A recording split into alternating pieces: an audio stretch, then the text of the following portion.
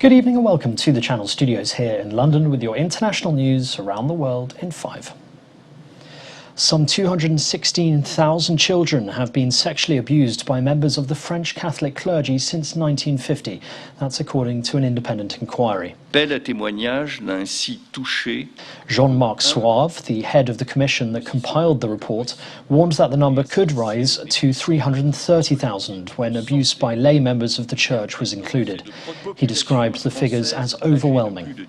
The French church expressed what they called shame and horror over the findings and asked for forgiveness.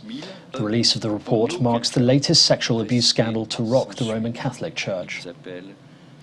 Facebook founder Mark Zuckerberg has apologized for last night's outage of services that included WhatsApp and Instagram. Social media services Facebook, WhatsApp and Instagram are now all back up and running after an outage that lasted almost 6 hours, affecting more than 3.5 billion users worldwide. Facebook blamed an internal technical issue, which not only affected Facebook's services, but also reportedly employees' work passes and other email accounts. At one point, Mr. Zuckerberg himself was thought to have lost an estimated $6 billion from his personal fortune as Facebook's shares plummeted. The world's coral reefs are under attack by climate change and more will disappear if oceans keep warming. That's according to a new report. The study by the Global Coral Reef Monitoring Network, a UN-supported global data network, showed that 14% of the world's coral on reefs was already lost between 2009 and 2018, an area 2.5 times the size of the Grand Canyon National Park. The report spanned data for 40 years, 73 countries and 12,000 sites. British military personnel have been seen driving fuel supplies from depots in southern England after the government ordered the army to assist in tackling an acute shortage of truck drivers.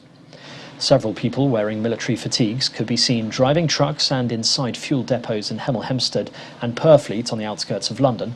Britain's supply chains for everything from pork, petrol and poultry to medicines and milk have been strained to breaking point by shortages of labour in the wake of Brexit and the COVID crisis. Russia has reported 895 new COVID-19 deaths, the most recorded in a single day since the pandemic began, as well as 25,000 new coronavirus cases in the last 24 hours. The Kremlin implored people to get vaccinated against COVID-19, calling it the only way to stop the virus's spread. Authorities are considering reintroducing health restrictions as well. Meanwhile, a Russian movie director and actress have blasted off for the International Space Station to shoot the first movie in space.